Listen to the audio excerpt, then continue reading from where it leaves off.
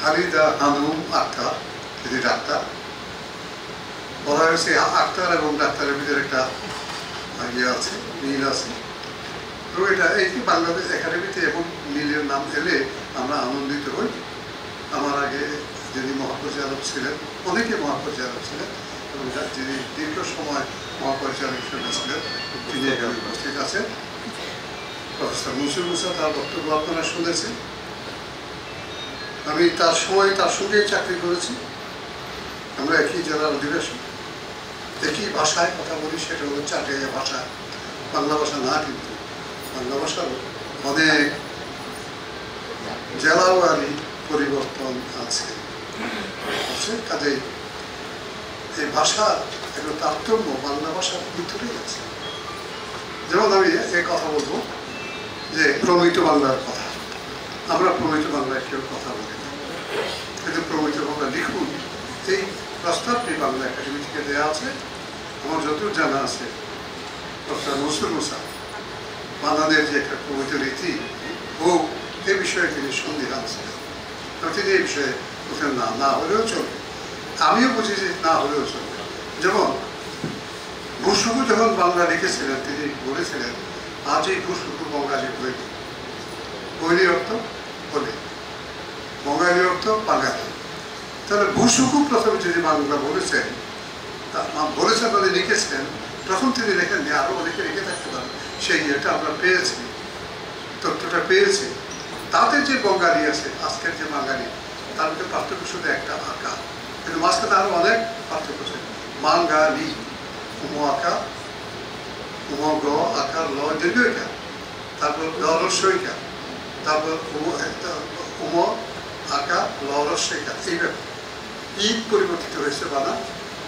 আমি যখন বাংলা একাডেমিতে এসে মহাপরিচালক হিসেবে ঈদ মুবারক লিখলাম, ফেসবুকে আমাকে আক্রমণ করে বসলো মহাপরিচালক বাংলা একাডেমির প্রভৃত বানান রীতি মানে না, রস্বইকা।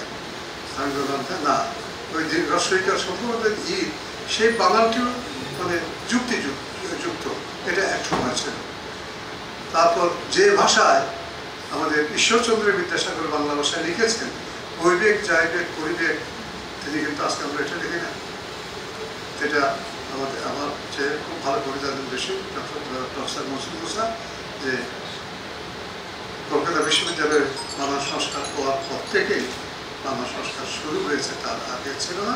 কারণ বিভিন্ন বানানের ভিন্নতার ভিতর, প্রয়োগের ভিন্নতার ভিতর একত্রদের ইয়ে আনার জন্য, সমতা আনার জন্য এই কাজটি করা হয়েছে। তা সত্ত্বেও কিন্তু এখন পর্যন্ত আমাদের রীতিটা আছে, কিন্তু এটা আমরা সবটা ফলো করি না, অনুসরণ করতে পারি কিনা জানি না। তো এই বিষয়টা আমি আগে বলছি এই জন্য, প্রফেসর মনসুর মুসাই বলেছেন যে তিনি বইটা পড়েছেন, বই পড়ে বইটার উপর লিখেছেন এবং একটা কথা বলেছেন যে এইখানে বিষয় যা থাকবে থাকুক, এটা সম্ভ্রম যোদ্ধা হোক, নারী যোদ্ধা হোক, বীর মাতা হোক, আমি যে শব্দগুলো বলছি আরো অনেক শব্দ থাকবে, এই শব্দগুলো কিন্তু আমাদের ওই যাদেরকে বীর মাতা বলছি, বীরগঙ্গা বলছি, এটা ব্যবহৃত হয়েছে বিভিন্ন সময়, এই শব্দগুলো ব্যবহৃত হয়েছে। এবং সম্ভ্রম যোদ্ধা তিনি এই মুহূর্তে বলেছেন। আমাদের আজকে যদি একজন সম্মানিত আলোচক কবি সৌরভ হাসান, তিনি বলেছেন সম্ভ্রম যোদ্ধা করে এ সম্পর্কে একটু দ্বিমত পোষণ করেছেন। তাহলে এই যে দ্বিমত পোষণ করাটা, এটা কেন ভাষার ক্ষেত্রে কেন? এই জন্য যে একটা নিজস্ব যারা এই কথাগুলো বলেন তাদের একটা চিন্তা থাকে। আমি যদি বলি সম্ভ্রম যোদ্ধা, তিনি কি তার অর্থ কি এই হবে তিনি তার সম্ভ্রমের জন্য যুদ্ধ করেছিলেন? মুক্তিযোদ্ধা অর্থ কি? আমি মুক্তির জন্য যুদ্ধ করেছিলাম, আমার মুক্তি, আপনার মুক্তি, বাঙালির মুক্তির জন্য যুদ্ধ করেছিলাম। অতি সম্প্রতি আমি আরেকটি কথা বলি, যুক্তিযোদ্ধা, যুক্তিযুদ্ধ অর্থাৎ আমি যে যুদ্ধ করছি সেই যুদ্ধটা যুক্তি দিয়ে করছি। বলতে চাচ্ছি যে কোনো বিষয়কে কেউ যখন নতুনভাবে বিশ্লেষণ করতে চান, তখন এই বিশ্লেষণ করার জন্য তার নিজের দেখাটা, নিজের যুক্তিটা তিনি গ্রহণ করেন। আমার মনে হয়েছে এই নিয়ে বেশি তর্ক না করাই উচিত। আমাকে যদি বলতে হয়, আমি কি বলবো, যদি বীরাঙ্গনা যেটা হয়েছিল ওই মুহূর্তে কিন্তু সবাই গ্রহণ করেছিলেন, ওই সময় আমরা কোনো প্রশ্ন করিনি। কিন্তু কথাটা কিন্তু আমার দিক থেকে আমি তখনই নিয়ে গেছি। তিনি কি বীরের অন্যতা ছিলেন? যে তাকে অধিকার করেছিল সে কি বীর? সে তো কাপুরুষ। সে আরেক দেশে এসে আরেকজনকে একটা দেশকে পদান্তর করার জন্য এই কাজ করছে।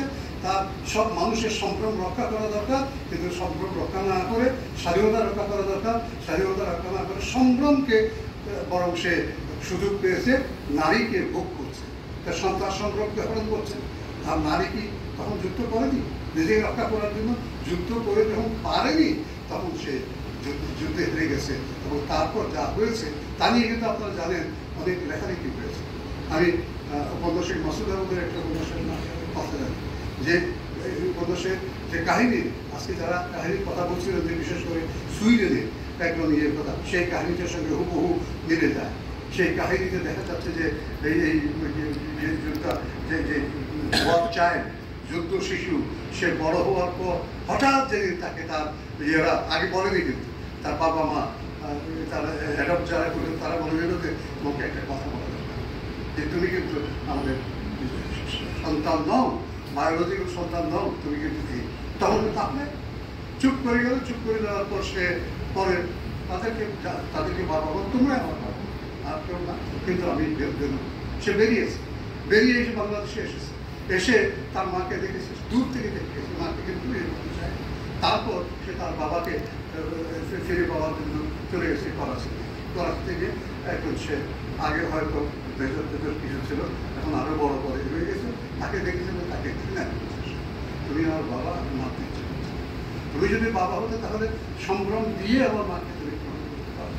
কাজে আমার কেন যেন মনে হচ্ছে এই সম্ভ্রম যোদ্ধাটা বেশ, মানে এটা ঠিক শব্দটা টিকে যাবে।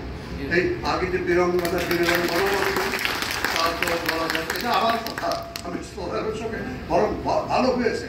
আমাদের ভাষা সম্পর্কে চিন্তার সময় আমাদের বোধের পরিবর্তনের বিষয়টা আসে। বোধের পরিবর্তন কি? সে বোধের পরিবর্তনের মাধ্যমে কিন্তু একজন ব্যক্তি সত্তা সামগ্রিক সত্তায় পরিণত হয়, জাতিসত্তায় পরিণত হয়, মানব সত্তায় পরিণত হয়। কাজে সম্ভ্রমের জন্য আমরা সবাই যুক্ত করি। আমাদের স্বাধীনতার ভিতরে আমাদের সম্ভ্রমটা হচ্ছে শুধু নারীর না, পুরুষ। আমি বাঙালি হিসেবে পৃথিবীতে আমার সম্ভ্রম নিয়ে, আমার ইজ্জত নিয়ে, আমার অনার নিয়ে দাঁড়াতে চাই। কাজে সম্ভ্রম যোদ্ধা। মুক্তিযোদ্ধা কেন? ওই মুক্তিযুদ্ধ হয়েছিল, মুক্তিযুদ্ধের সময় এই যুদ্ধ করার সময় জন্য আমি মুক্তিযোদ্ধা, আমি গেরিলা যোদ্ধা।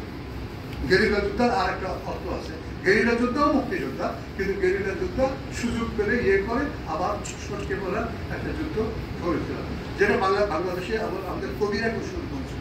আমি বলবো যদি 7ই মার্চে যেদিন বঙ্গবন্ধুর ভাষণ দেবেন, সেদিন আমাদের একটা পত্রিকা বেরিয়েছিল প্রতিরোধ।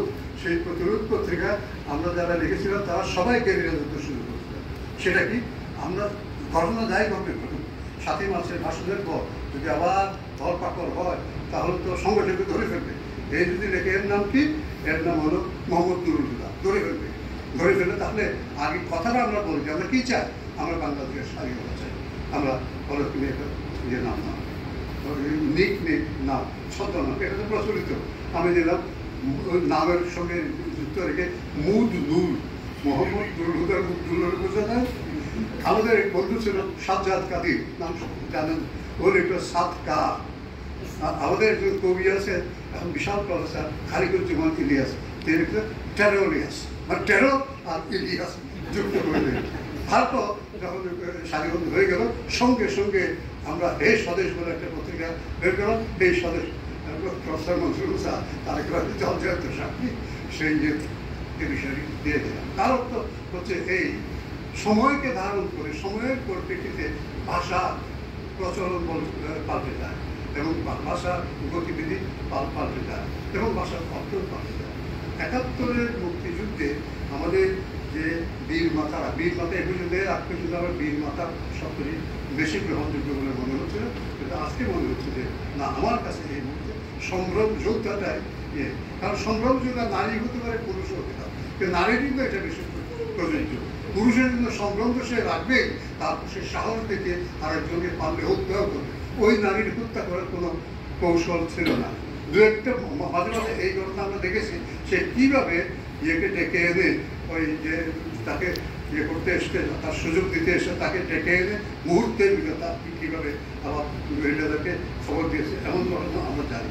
অর্থাৎ কথা হচ্ছে যে আমাদের যে মুক্তিযুদ্ধ এটা নারী পুরুষের মিলিত যুদ্ধ। এই যুদ্ধে যারা অস্ত্র হাতে নিয়েছে, একটা রাইফেল নিয়ে অস্ত্র হাতে নিয়েছে, যার যা আছে তাই দিয়ে প্রস্তুত করেছে, ওই যার যা আছে তার ভিতর নারীর আছে সংগ্রাম। এই সংগ্রামকে দিয়ে সে যুদ্ধ নারী আমার মা যুদ্ধ করেছে।